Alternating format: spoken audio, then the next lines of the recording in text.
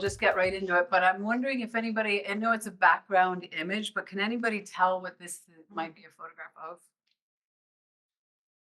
We've got some moss and trillium. Is it a nurse log? Yeah, there we go. A nurse It's a log? nurse log. Oh. And it's a wonderful What's it called? example. It's called a nurse log. So it's a log that falls down in the forest and then is home and grows to a lot of other plants and creatures. And it's a wonderful example of what I'll call material reciprocity. So what is reciprocity? Here's another beautiful example of reciprocity. I had a little poem to read to you on reciprocity, and the poem basically just said, it was just a portion of a poem that actually I wrote, and it basically is saying reciprocity is this exchange, right? This exchange of fish into bears, honey, bees, flowers, right? This constant in and out of life, right? It's coming and going of life. So it And has this- to be good for both parties, clearly. Well, it's an interesting question, right? It's how the world works, right? We come up and we go back in. We come up and we go back in. We'll keep talking more about that. How many people are familiar with this book? So have you all read the book? Right, so Browsed. So Dr. Kimmerer's was an incredible gift to me because I was talking about reciprocity in my classes, and it was kind of a difficult thing to pass. And then she wrote this amazing book, and she did this incredible work and continues to do this incredible work. It's very, very helpful. So I'll just read this quickly to everybody. Each person, human or no, and I think one of the wonderful things with this quote is that we could talk about almost every single line. That line itself, right? Each person, human or no, right? So she's already giving sentience, personhood to all the other members of the life community, right? It's not just people anymore. Is bound to every other in a reciprocal relationship. Just as all beings have a duty to me, I have a duty to them. Now, that's a very interesting topic, which we can maybe get into a little bit later. If an animal gives their life to feed me, I in turn am bound to support their life. Made a little mistake there. If I receive a stream's gift of pure water, then I am responsible for returning a gift in kind. An integral part of a human's education is to know those duties and how to perform them. Right? So I think we're not going to stay on this, but this is what I would call the material reciprocity that she's talking about, right? And this idea that we have this duty to respond, right? To give back and to acknowledge. And I think it's very interesting when she talks about education, because this is not a duty that we teach, right?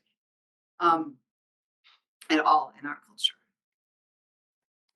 But one of the things I want to bring forth is this is something that I think we tend to associate with indigenous cultures. I don't like to make broad statements about indigenous. There's many different indigenous cultures with many different traditions and ethics and ways of seeing and being in the world.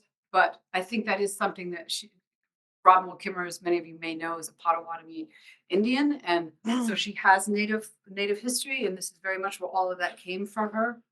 But I wanted to talk about our culture, Western European culture, because I actually was exposed to the concept and the word reciprocity through my readings on natural history and natural philosophy and science for many years before I actually read her book. And I think it's interesting to go all the way back to the Industrial Revolution, right? Alexander Van Humboldt was one of the most important people in shaping how Western Europeans think about nature. And here he was saying, right back then, watching what was happening in the Industrial Revolution, right? How many of you know who Martin Buber is? Right? He's an amazing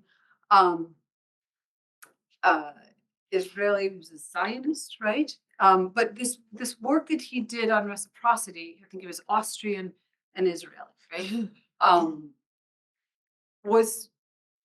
He was specifically really talking about people and all the people coming together, but it really can pertain to all of life, right? We are in this, all of these currents of life. He also came up with this term from I it to I thou, which has also been very influential in the environmental movement. People have taken that to try to move away from this objectification of the natural world, right? Everything's an it and a thing. We'll talk a little bit more about all this. But I wanted to put this quote up here too. Barry Lopez is one of my great teachers. He's gone now, but how many of you have read Arctic Dreams? It's an amazing book, right? And he's also very well known for the book of Wolves and Men.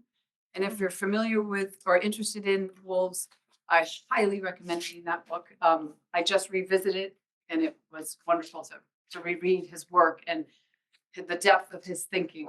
So to have no elevated conversation with the land, no sense of reciprocity with it, to rein it in or to disparage conditions not to our liking, shows a certain lack of courage, too strong a preference for human devising.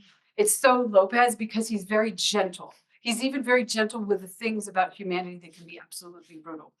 But one of the reasons I'm using this quote is because what we're going to move from is this idea of just material reciprocity, which we understand, right? The bear and the fish, and sometimes it's harsh, right?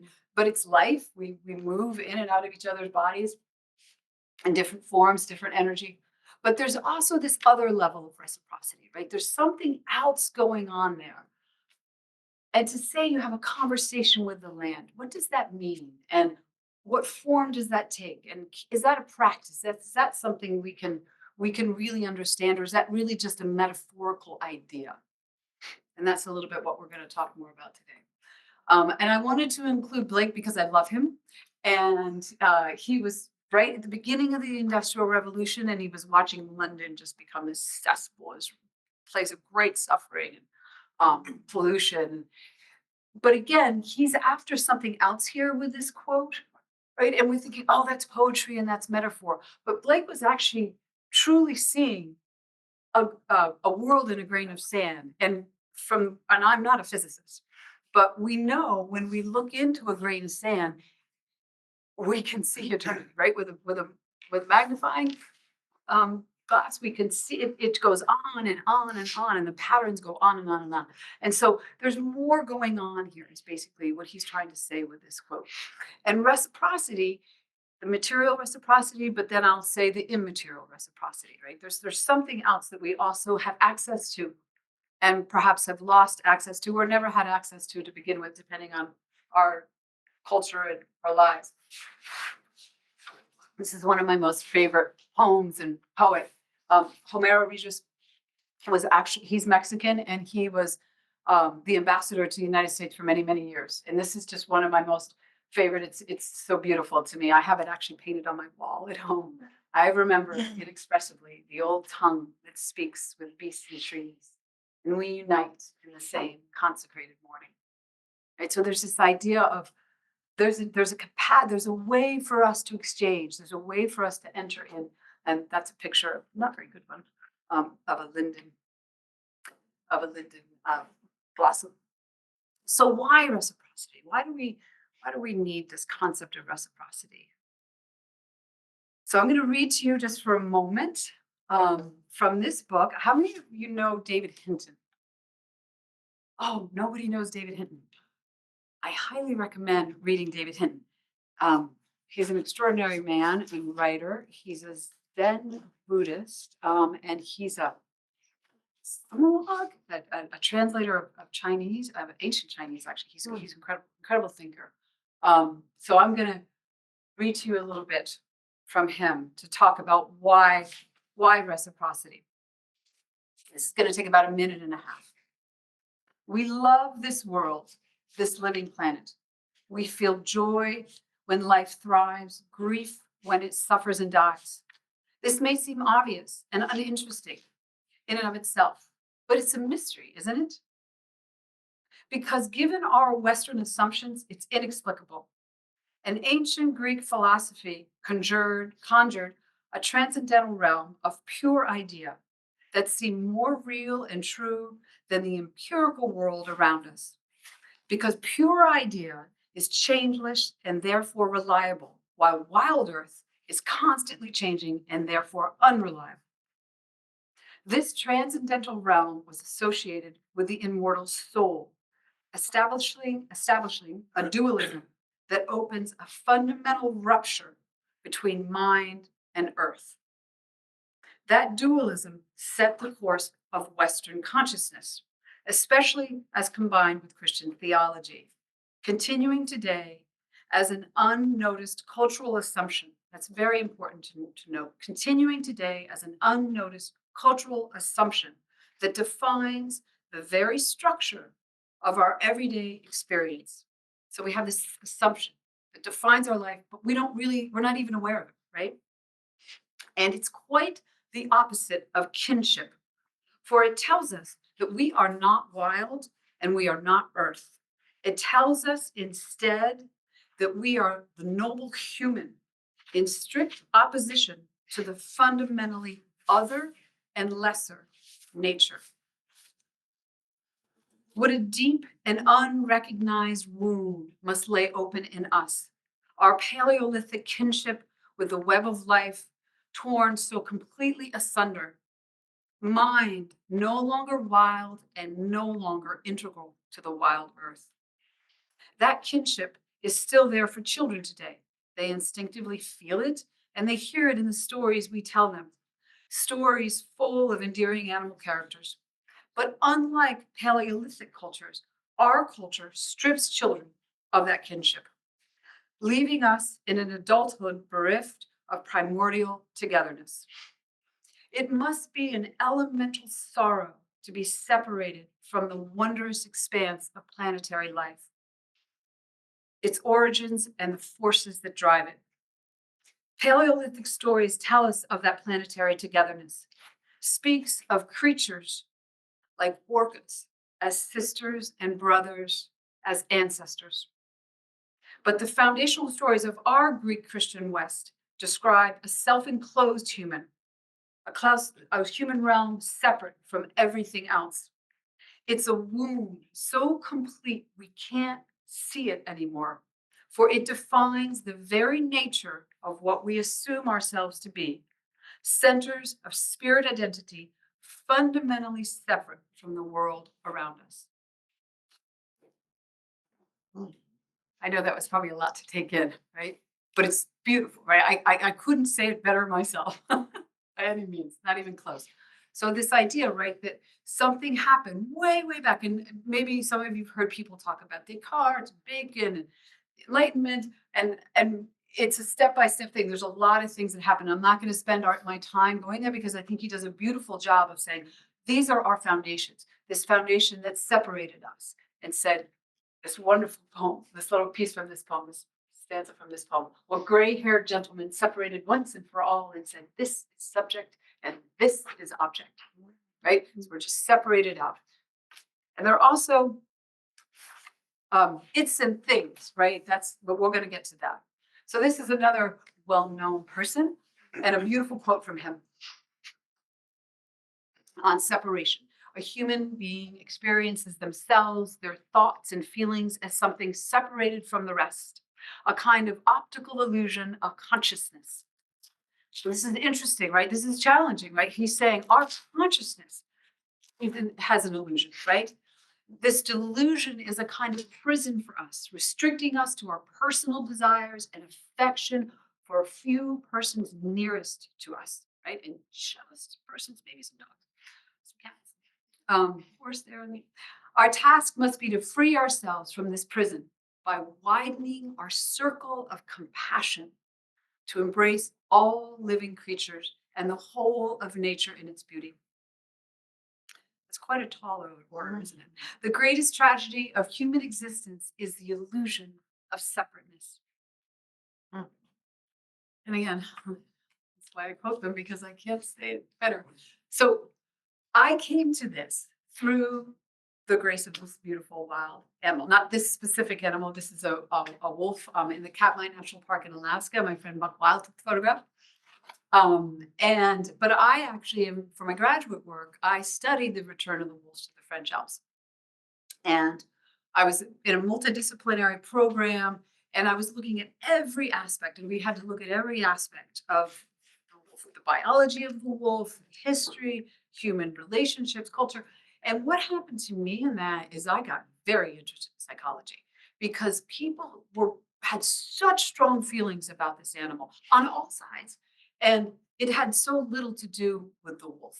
And this is how I actually came into the world of reciprocity and the whole question of how do we transform our relationship to animals? Because I don't know if there is an animal that has suffered and continues to suffer as much at the hands of humanity and sort of, I would say, this misguided idea that we've gotten ourselves into than the wolf. And like I was saying to you earlier, to revisit of Wolves and Men, it's a fantastic read, and it really helps understand where we're at. But that's kind of how I got into it.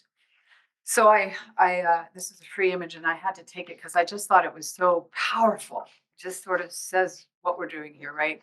Our sense of separation from the entire life community is the result of an artificial construct. This paradigm of separation profoundly limits the development of human awareness. So, for my small words, but this is what I got really interested in. You know, what's happening to us? How are we perceiving reality? Are we perceiving reality? And particularly in relation to the rest of the life community, and particularly in relation to the wild community. And I don't have much on the wild in this talk tonight, but hopefully we'll get there because I think it's very important. And of course, it's in this quote from these quotes from this reading from David Hinton, right? Wild. So that's the name of his book, Wild Lion, Wild Earth. And it's this idea that the word, it's based on the idea or the understanding that wild means free. Wild is the actual origins of wilderness is the will of the land. So this idea that we too are of this, we have this freedom, that we're free from these constructs and these ideas that are maybe placed upon us in our culture or that we adhere to because we're trying to find meaning and direction and form to our own lives. So this is another quote from David. Obviously, it is the unthought assumptions, and that's what I learned from the wolf. Right? From the wolves. It's like we have all these assumptions and all these ideas and all these projections. They have to do with us, either us as individuals or us as a culture, defining us and our relations to the earth that are driving the destruction, the wound that insists we are radically different and qualitatively more valuable than the rest of existence. So as a person who's been in the environmental movement her whole life, who is turning 59 in a couple of weeks, this is basically the question that I've been asking myself and trying to answer my whole life. You know, why are we? What is driving this destruction? Why are we so destructive? Why do we have such a sense of separation and superiority? And of course, I gave you some answers there with our culture, but I think there's more going on than just that.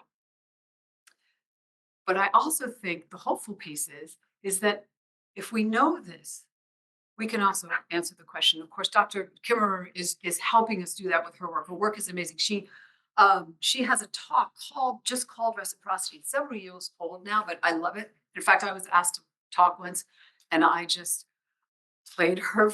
The person who invited me was so upset with me in the beginning. I played her lecture. And then we had a conversation. I didn't play the whole lecture, but she says it so beautifully. So I highly recommend it, Reciprocity. And if somebody wants the link. So what I did is try to really understand what would a practice of reciprocity look like that explores not just this material reciprocity, which is already really important. And if we could get that close, right, if we could just be thinking about and planning and creating a world that really is in rhythm with the reciprocal, we'll probably have a much healthier world and a much kinder world, especially for the other creatures. But I'm also really interested in that question of what is this inner experience that has to change? What is this issue of consciousness and awareness? So I came up with these I'm sorry, I just have added the fifth. But they're contact, and they're interchangeable. They're not hierarchical. You'll see that they interact with each other. How am I doing on time here? Make sure I give you guys enough time to talk. But I'm going to put them all right here, and then we're just going to chat about them quickly. So contact, creativity, consciousness, contemplation, and compassion. And it's just, you could say that many other ways, but it's to help the alliteration, right? It helps us remember things. So I'll start with contact. And contact in my mind, and this is where the conversation really begins, right? And all you people out there on the web, right? Is contact is, in my mind, there's two basic, and we could talk all night about each one of these, right? I could probably give a class on each one of these. But contact is basically, of course, the actual contact, right? Contact, where that's Thoreau from the Maine Woods when he was trying to summit Katahdin and couldn't. So there's two types. There's one where you're present to the presences. That's Wendell Berry, right? Presence to the presences. So you're watching the bees, you're listening to the forest, whatever you're doing, you're really present, right? There's that kind of contact. But there's another level of contact, which is actually also what Thoreau was going through when he said contact. And that is that there's something else happening. There's something else that you can feel into. For Thoreau, it was terrifying, right? He was he was afraid for his life, and he was kind of went back to nature, red in tooth and claw. But so there's two different elements of contact. Next, what let's do contemplation. So that's really your state of being, right? I was walking with a very good friend who might be on this Zoom right now. A couple of friends. The wonderful John Leibowitz, who is the director of Northeast Wilderness Trust, which I highly recommend if you don't know. How many people know about Northeast Wilderness Trust? Oh, new people. So Northeast Wilderness Trust, I'm going to just do an aside here for a second. I just stepped off of the board. I've been on the board for several years. My term was up.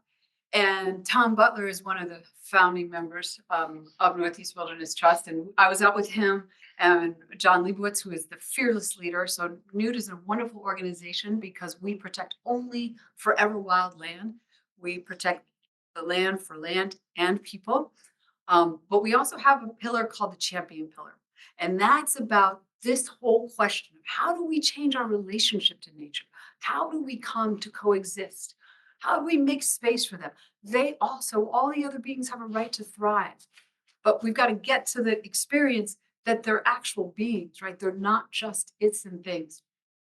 So I was walking with my friend. Which one are we doing? And I said, we're going to do contemplation. So I was walking with my friends, and John and I were talking. He brought up a topic that really gets me going: the factory farming of fish. And so I'm talking, and finally Tom turns around and he's like,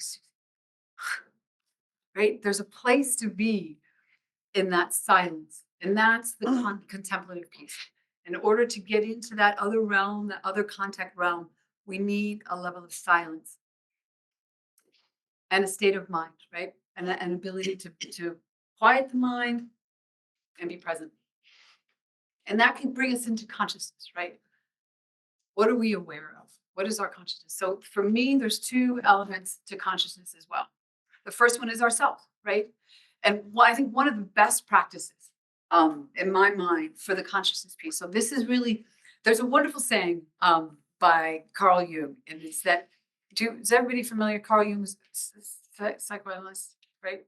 Swiss psychoanalyst, very famous, wonderful, brilliant man. He said this thing that I love, which is people will do anything, the most absurd, to avoid confronting themselves, right? So that this level of consciousness, and I think in the environmental movement, this might be the piece that's missing the most within our movement, and all of that is self-evaluation. What am I doing? Where am I doing it from? What, becoming aware, bringing that shadow into the light, bringing what we're unaware of, or because we don't want to be aware of it. And I think one of the best practices in relation to the natural world is actually just looking at our language. And this is what Robin Wall-Kimmerer does for us in Braiding Sweetgrass, right? She does this wonderful thing where she says, if your grandmother's cooking in the kitchen, you're not going to say, it is cooking, right? We all immediately know what that means, right? Like, oh, and a quick aside, my mom was a World War II baby, and well, not baby, but she was 8 years old, I think, when the war ended. And she had such a racism against Japanese people. It was stunning. And it was exactly that. They were never people in her mind. Hmm. And it was an explosive conversation. She had been so enculturated to believe that. So that's a very, very powerful thing. We know that through war, right? That you turn the other into an it and a thing, and then you can kill it. So we do that all the time. So I challenge you to do something. When you're talking about another creature, don't say it. Don't say, what bird is that? Say, who is that? And at first you're going to feel weird and awkward. Do it with your closest friends.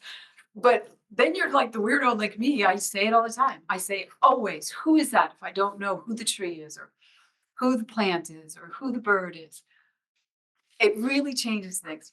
And I'll add one more thing on that. This is the one I'm testing out now. Is I no longer say I own the land. I have the privilege of paying to care for about 130 acres in Maine. And so I pay to care for this land. People respond to it. So the other piece of consciousness, right? That's where we are, is that there is awareness. There is awareness in the land. And that was what the Barry Lopez quote is leaning towards, right there. We are in an aware world. And one way I like to think about this is, so that separation that we talked about earlier, it's that idea, right, that humans are separate. But the other idea that's really important that really motivated people like René Descartes, everybody familiar? Philosopher, French philosopher, who gave us, I think, therefore I am, and much, much more. He was a brilliant mathematician, but I think there was also something else wrong with him.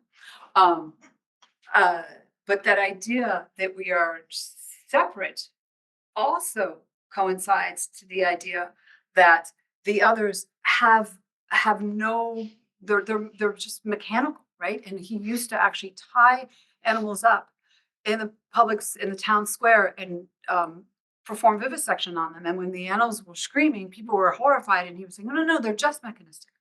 They're just mechanistic things. So that's the consciousness piece, is trying to feel that in. And so one of the ways I like to think about this is that I think about the world in this way. And you can layer anything onto this. I'm not making judgments about what people believe or don't believe, but I think that one thing we know through science is that we're just on this earth, we're moving in and out of each other. And I like to think of it like an ocean, right? And each life is a wave, comes up, goes out, comes up, and goes out. And I also think on the other consciousness piece is that, and we're moving in and out of each other all the time, right? The fish is a bear, and then maybe it becomes a human who then, it goes on and on. But the other consciousness piece is skipping my mind right now, so we'll come back to it. Let's go to compassion. So one of the pieces that I think is so important is that we allow ourselves to feel the care that we have for the earth, right? That we allow ourselves to recognize that the others are suffering. Like when you said about the animal that had rabies, right? That it's terrifying. Nobody wants rabies, right? It's a very, very horrible disease. But we can have compassion for the creature that's experiencing that, right? And I have a quote that I would love to read to you on it, but unfortunately I can't get to it right now. So maybe I can do that afterwards. But it's this idea basically that when you take everything away, everything else away, what remains is care. Whether it's just care for ourselves and our own self-interest, or whether it's care that we can share with the wider group of people, our families, our friends, all the way out. And so I've decided, I hadn't put this in there for a long time because it's hard to talk about love in some ways. What is love, right? What exactly is this amazing thing that we all seem to care so much about, right? To be so tuned into and needing for ourselves and for the ones that we love. but it's basically the opening that circle, right? Widening and widening that circle. And the last piece is creativity. And this has two parts too. And one of the things I think that we're talking about and that I found very hard as having a scientific background and then an academic background is that we have these other ways of knowing the world: instinct, intuition, imagination, body, and emotion. But for our culture, all of those were pushed aside, but they're not valid ways of knowing the world. The way you know the world is through your rational, logical mind, right? You can't bring in your emotions aren't intelligent. Intuition, well, maybe we'll give that a little bit, but it's really not an intelligence that you follow. But this world of reciprocity, if we really want to move from a world of control and it's and things and into this is very challenging, right? Because, for example, while I was coming here today, you have the sign in New Hampshire that says one death is too many. Have you all seen that on the highway? It's a I think when they want you to slow down. right. Yeah, it says one death is too many. And there's been 22 on the Yeah, highways. I've seen that. And my first thought was, and what about all the other deaths, right? We crush the animals without a second thought. We, and that mind, it, it really is a challenge, right? Because if we really take it where it's going to go, it's a totally different world. How do you create a world? And it's not like I use that wonderful picture from my friend John Mitchell of the bear eating the salmon. It's not that we don't eat each other, right? It's not that we don't cause each other harm or need each other's, need each other's bodies, right? Like that quote from Robin Wall Kimmerer, right? There is an exchange. That's life. It's so much about where we do it from, right? It's the consciousness piece. Where do we do this from? And it's also that compassion piece. And in some ways, it's all of them, right? For the creativity piece, it's that if we don't bring those elements, those intelligences in, right? We talk about emotional intelligence now, but it's more than emotion. It's the imagination, it's instincts, it's intuition, it's the body, right? So often we feel the suffering of another in our body, right? But we've been taught to put that aside. That's not valid, that's not information. And then often when if we do open to, we don't have anything to do with it because we don't have a world that will validate it. So that's that part of creativity. But there's another part, which is creative expression, right? So one of the things about this whole realm is that it really is the realm of creative expression. It also can be the realm of science. There's a lot going on in studying all of this stuff now in the world of science. But I think that in so many ways, it's like this wonderful quote. I think I used it in my summary. Um, uh, it's always an expression of the song, right? We can only just approach this other element of reciprocity, this other element of connection and contact and consciousness and awareness. And so the arts, creative expression is what helps us do that. So I wish I had those other quotes to read too, but that's my spiel. And I would love to just have a conversation now. 6:14 went a little longer than I wanted to, but I'd just love to hear what you all think and have to say and questions. So at one time, we were talking about killing the animals, and the animals don't feel anything. At one time, they didn't think babies felt pain, so they could do surgery on them without any painkillers. Wow. Interesting. Yeah, it runs deep. It's like that quote said, right? Like what I read there, it runs so deep that And children used to work at a certain age because they weren't considered young people. They were just considered smaller people, but they didn't have emotions or feelings. So they went to work and, there wasn't a special thing about children.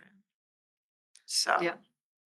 that's come over time. Yeah. So, and that's an interesting piece, right? Because I think one of the things is that it is so hard for us, even within our species, right? We struggle so much to really give this opening, right? Mhm. And to be inclusive and to care. And we're seeing a lot of it right now, right? Mhm. But my stance in the environmental movement is fairly radical because I believe that the DEI movement, if it's going to be successful, and it's going to have a lot of work to do, I think, at this point, it has to include all life. We have to include all life because we're we're in this reciprocal exchange, and they also do the other. I guess this is a question. Do we think that the other creatures have as much of a right to thrive and as much of a right to live out their lives as we do? Honestly, I feel like they have more of a right because we've basically ruined the earth. They're not the ones that did that. Well, also other cultures, like if you ever read those books by uh, the the Kitchen God, or the Good Luck Club, or Amy Tan. Yes. When she goes over there, she talks like the kitchen god or something like that. The the hearth has everywhere are spirits, and you have to assuage them, or give them gifts, or so. And I think in indigenous peoples everywhere, like, the tree is an uncle or an auntie, or something like that. They give names to creatures and the gods that you can't see and all of that. So Yeah, and I think what's important in that too is that I think what's important in this realm of reciprocity is, everybody has their different ways of seeing, believing, experiencing. But I think what this is really also about, to make it accessible to people, is this question of awareness, is this expression of consciousness, right? That in fact, the consciousness, this is what I want to say before I forgot. I love this idea of understanding that we used to think the consciousness is in us, right? And everything else is sort of this inert it's and things. But in fact, it looks way more like we're in the consciousness. We come up from the consciousness and we go back in, or the awareness, or whatever words you want to take.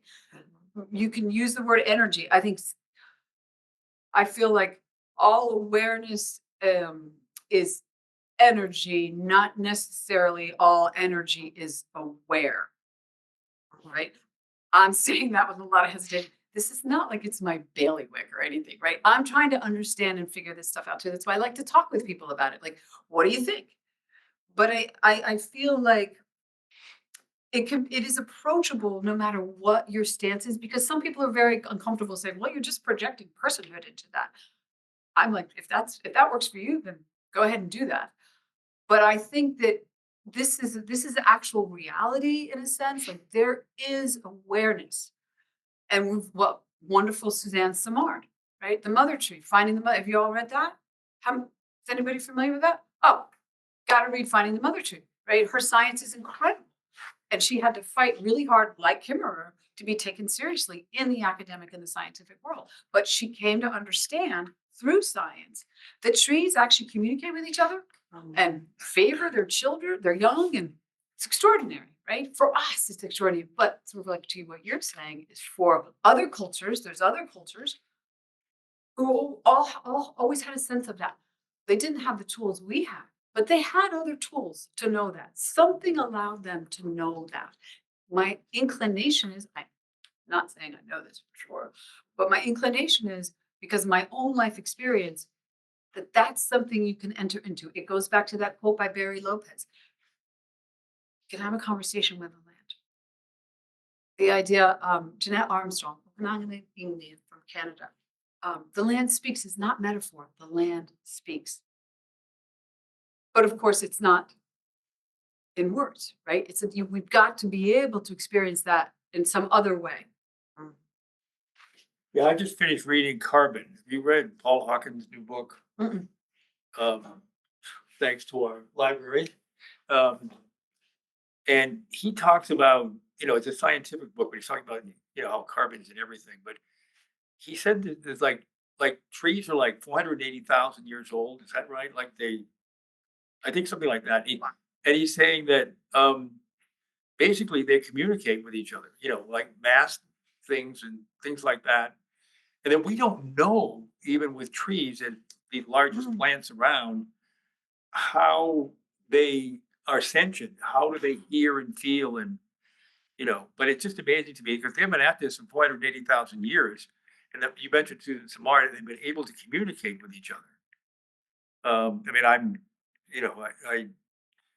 Jason, I don't know what you think about that, but you're nodding your head. Yeah. Yeah, for sure. Yeah. But it's startling to me how little we know. And even in my own head, how can this tree be connected to that tree? Yep. Even though we know from Susan Samar's work and things. Yeah, didn't somebody write a book about the trees communicating? It was very famous. Oh, I think that is finding the mother tree. But I think one of the, No, not Overstory. I have the Oh, book at home. it's not finding the mother tree. But I think we have to be cautious about, again,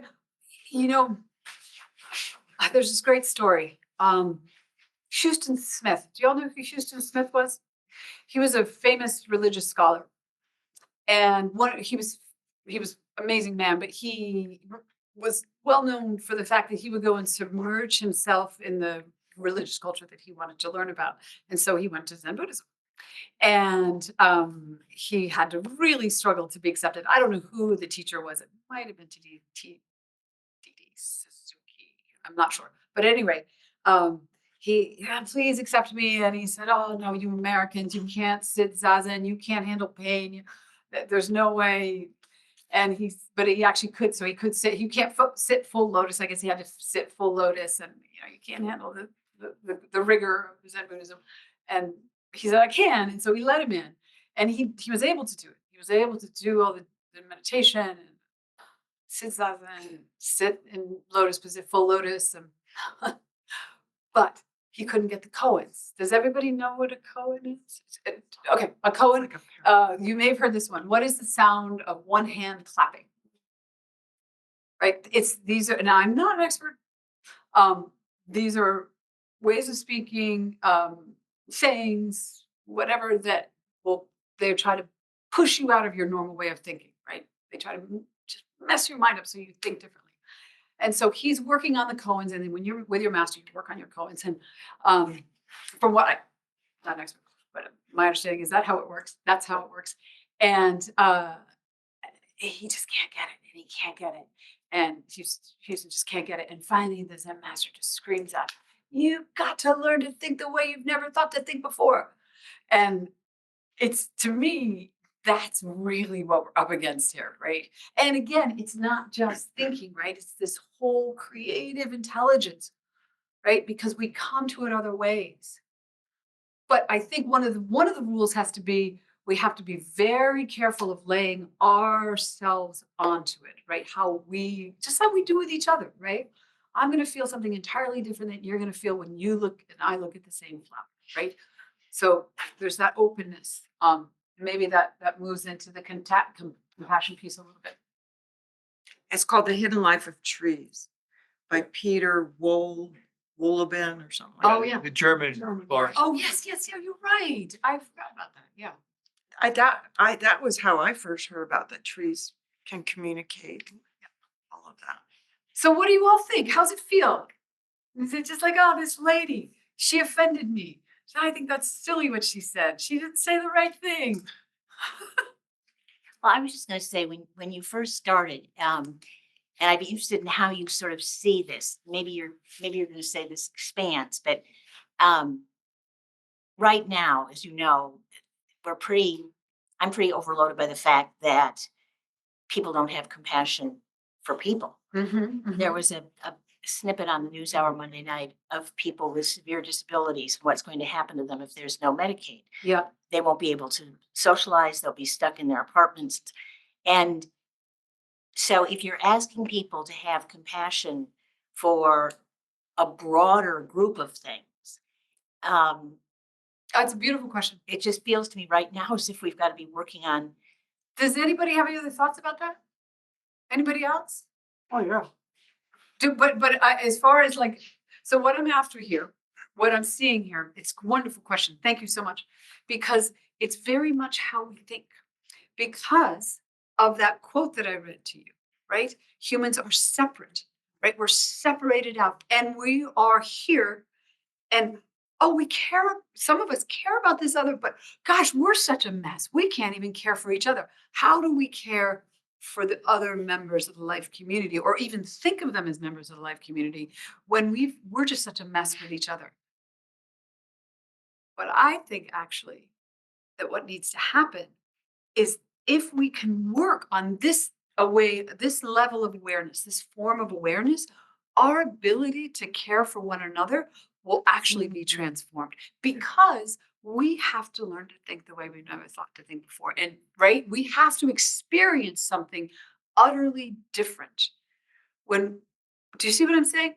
So right now we stay in human to human to human to human, and we sort of stay in this and it's us first and it's us first and we're actually still using the same thinking that got us into this mess, and that's the beauty of this reciprocal thinking and being in relation to the rest of the life community. So it's that metaphor that I was using of the ocean, right? Well, also it's thinking that there isn't enough plenty. Like I can't care for the world for the animals, if I want to care for people. You can care for anything and everything all at the same time. There isn't a separateness to it. So for instance, I can care about everybody in this room and the town, then I can go to the town of Hanover, even and my family and the pets, and then I can go to yoga class and we set our intention to send love to people who are struggling through a tsunami or something. It doesn't mean that, in other words, I think that's coming from the glass half full, Well, I think you can have half that. empty than half Yeah. full.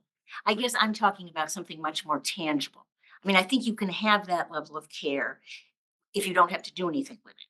But if you're talking about actually, and maybe that's what I was thinking in terms of, people with severe disabilities. Well,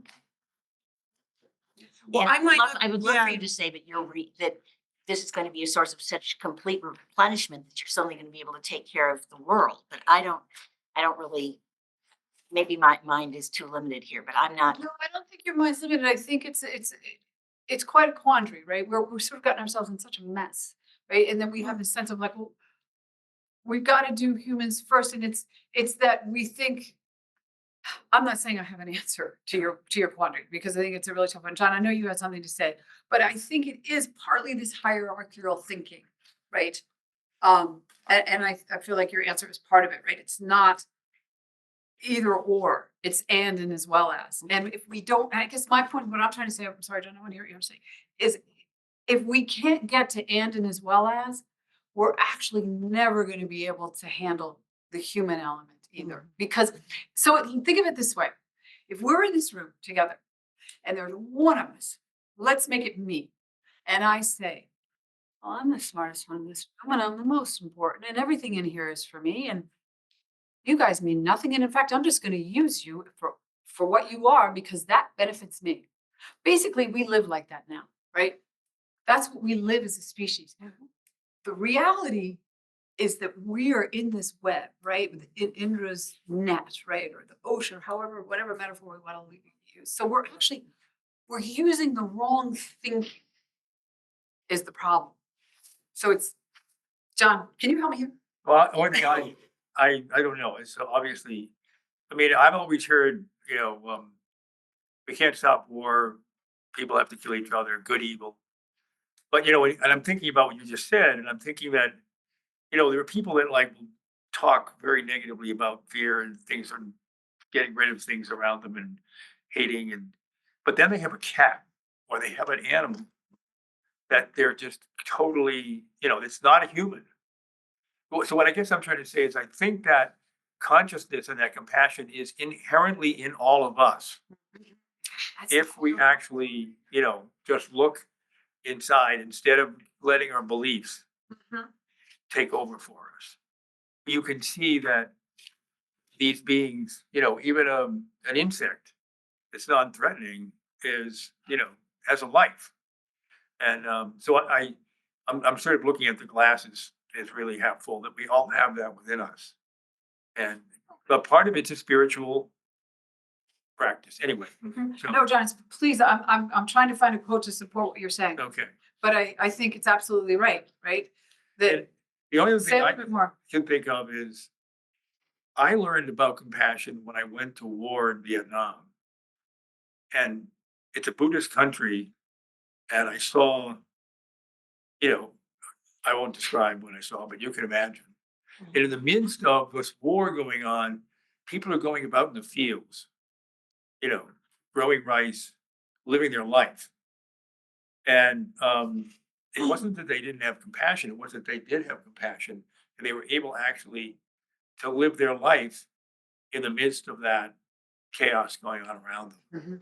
And I think too, to your point, because I want you to feel heard, because I think it's a very, it's a wonderful question, because it's kind of the heart of the question, right? But I think too, John, that's a great example too, because it's like, when we're living in that place, right? When we're living in that place and we don't exclude anybody from that, it's a different world, right? And it may be that you're gonna be helping the handicaps, and you're gonna be helping the rivers, and I'm gonna be helping the trees, right? Like the passion of each individual, I think, has the capacity to hold it all, because everybody's a little bit different and everybody's interested in something a little bit different.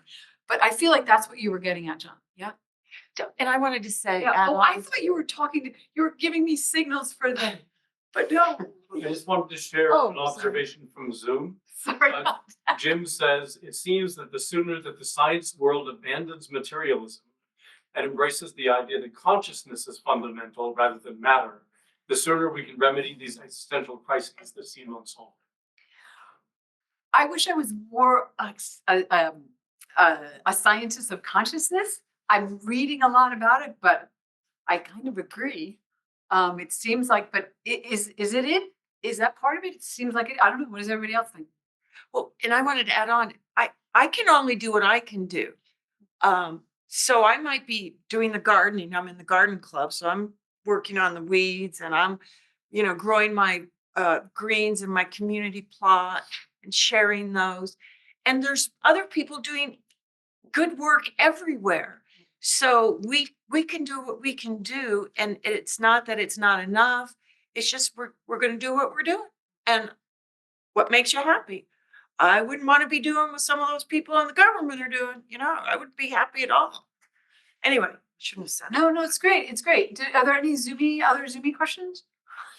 So I have, I have Couple a more question. questions. So with the compassion, you said we need to allow ourselves to feel the world. Well, if we do that, I mean, if I do that, that is just totally overwhelming. Exactly. So I guess what you were implying just a couple minutes ago is that we can focus on certain areas and that's okay. Well, no, I think that's a great question. I mean, I'll be honest, I've never done the Zoom thing before, so I'm like having some people. So I'm sorry if I'm not doing a very good job of that. That's a perfect segue into what I wanted to share with you, but that I didn't have it set up right to do, because we all feel that way, right? It's like it's so overwhelming, right? That whether you're looking at nature, and other creatures, or forests, or people, or the poor. I mean, it's just like, oh my gosh, right? But I think what is real goes to that gentleman's question about consciousness and what's really real is that, and this is a quote from a wonderful, wonderful man named Jungian Mingyur Rinpoche. I recommend this book. I mean, it's, if you're not familiar with Buddhism, part of it can be difficult, but this is an extraordinary story of a man basically really going into awareness. He's incredible, and I pulled this quote which speaks to your concern here, and he basically says that compassion. Loving kindness and compassion are the natural expressions of awareness. So that's what we're talking about here, right? We're talking like, we're saying that, gentleman, his question, isn't it consciousness? And so another word for that would be awareness, right? Because genuine expressions of open heart transcend conceptual ideas and attitudes, and exist beyond duality, beyond the words and logic. The same qualities apply to awareness. So are you all following that? So he's saying that when you're in this place of open-heartedness, open awareness, it transcends the ideas, it transcends attitudes, it exists beyond duality, beyond words and logic. So he's saying there's a place to be within ourselves that transcends all this stuff. And then from there, because the same qualities apply to awareness, the more we rest in that awareness, the more our compassion becomes boundless. And then we don't, Pam, I feel like what you're saying is you're suffering, right? We suffer when we see others suffer, right? That's part of it, right? That's empathy. But I think what he's saying here is this is actual reality. Like at the base of it, when you pull everything else away, I found this to be an amazing quote, right? It's like, oh wow, that really stopped me. Is that true? And how he talks about it, how he gets you there is interesting as well. That everything that somebody's doing is actually because they want to be happy, even if they're doing the most horrific thing possible. That it really is a core thing. So I don't know if that's helpful, Pam, at all, but I think it's a practice. I think we have to wrap up now, and we could spend all, I think, longer in the evening talking about this. But I want to make sure that we finish sort of on time, but I want to thank you so much for this. Quick story that comes to my mind to sort of wrap it up is I have a friend who's an artist named Henry Isaacs. And there used to be Thich Nhat Hanh, who some of you may have heard of, Buddhist monk. They used to actually have a retreat in outside of Woodstock. I don't know if you were there or not. But he went because they wanted to buy a painting of his. He went up to the door, and it was summertime, and he opened the screen door, and he was talking to them, and these bugs were flying in. And there were 4 or 5 nuns there, and the nuns were immediately going like this, just out of while they're talking, pushing the insects out. And Henry was like astounded by this. What are they doing? And what comes to my mind now and then is this is a spiritual practice. What we're talking about consciousness. It's not something you can do, you can find it by going out and sitting in the woods, by meditating, something that I'm learning to do because I'm far from, where fully conscious when I go in the outdoors. But it's something that if we need to practice it, and you'll find it and feel it. And those Buddhist nuns actually have all life, they don't want to hurt a mosquito or anything like that. So it just comes out of that practice. They didn't learn to shoot mosquitoes out. They just realized that that's what you do. You're preserving life. Well, and I think what it comes from too is its experience, right? It's like, and I think that's one of the most important pieces. You have to believe what anybody says. Don't believe what anybody says. Experience. Experience it. Do you have a Barbara McClintock? Does anybody know who she was? Barbara McClintock. She was a geneticist. She was one of the first women to get a Nobel Prize for genetics, and she said on corn actually. But she said you have to have a feeling for the organism. You have to have a feeling for the organism, and I think that's what that comes from. Is that, and it's that idea of consciousness, like awareness, like. We're all manifestations of awareness. We're just different manifestations of awareness. But that's revolutionary for our culture. And that's that wonderful quote from David Hinton. I think he does such a good job of painting why that's revolutionary for our culture. But it's hopeful because it's there and it's possible. Yes. Thank you. Thank you.